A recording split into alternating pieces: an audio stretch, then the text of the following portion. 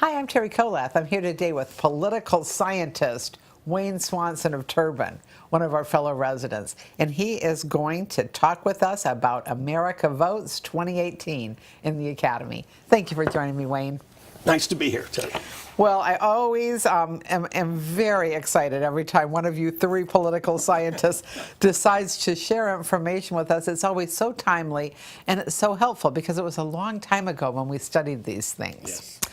First question I have, talk with us a little bit about why we even have midterm elections. Well, structurally, we have to because the congressional terms for members of the House of Representatives are only 2 years. So every 2 years, we have to have some presidents 4, senators 6, and so that's the normal progression every year. Always has been. Always have been.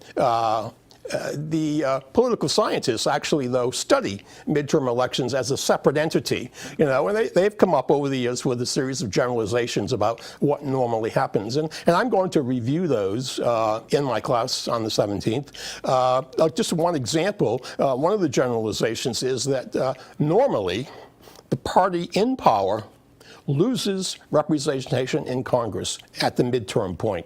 That happens fairly regularly over the course of history. And so we'll sort of look at that in the context of today. Will the Republicans lose representation?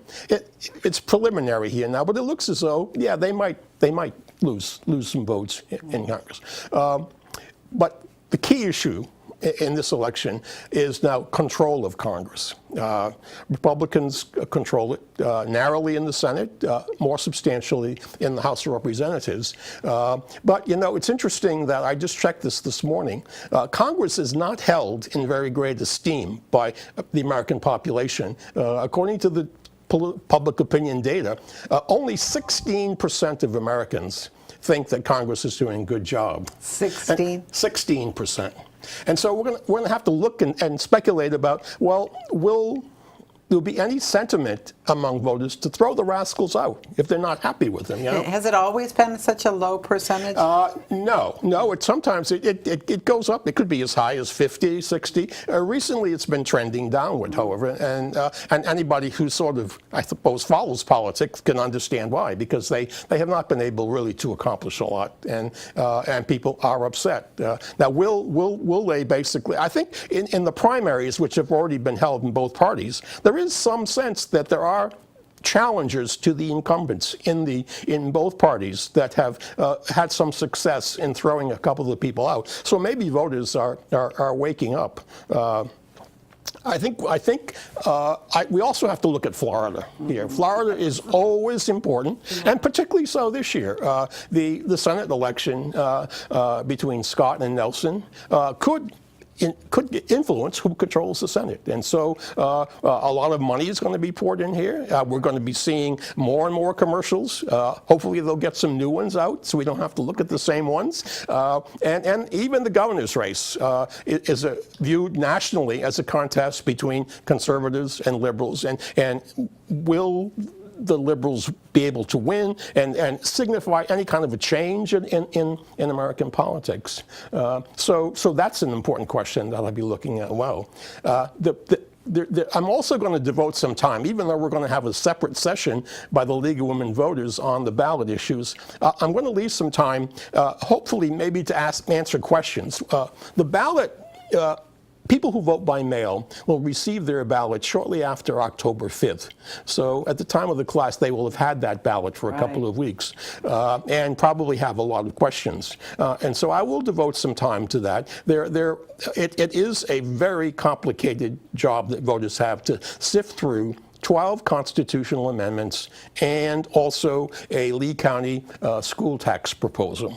And it's not easy for somebody who's not. It wasn't easy for me to research this and to come up with why we're doing it. What is it really going to do? And so I'll try to do a little bit of that as well. And because Claire Ann, President of League of Women Voters, will start right in on the amendments. Take a minute, Wayne, and just share with us this way that seems so strange to me that Florida does amendments. Yes, there are actually 3 ways that you can amend the Constitution. The legislature can propose them. Citizens can propose them by going to voters and collecting signatures. And so 5 of those amendments were done that way. But we also have this, what to me is a strange thing. Every 20 years, there is a Constitutional Revision Commission. It's an appointed group. The officials in government now appoint these delegates to come, and they review the whole Constitution, and they put forward amendments. So they met this year. We won't have to do it again for 20 more years, but I'm not really a big fan of this amendment, the way of doing amendments, and they complicated things, but by the fact that they put what basically are 2 amendments or 3 amendments into 1 amendment. And totally unrelated. And unrelated, and we have only 1 vote. So you either have to accept all of them or you have to reject all of them. So it's going to be very helpful for us to go through and talk about what it does each one mean. Yes. Because we're going to have to make a decision for each amendment. Yes, yeah. And if you haven't done any preparation, also should mention that I think everybody in Lee County will get a sample ballot, and so that also will be very helpful too. But it will probably raise more questions than it will answer them. And so you do need to get some preparation. The head of the elections office in Lee County said that if you don't do that, it could take you as much as a half an hour, maybe more,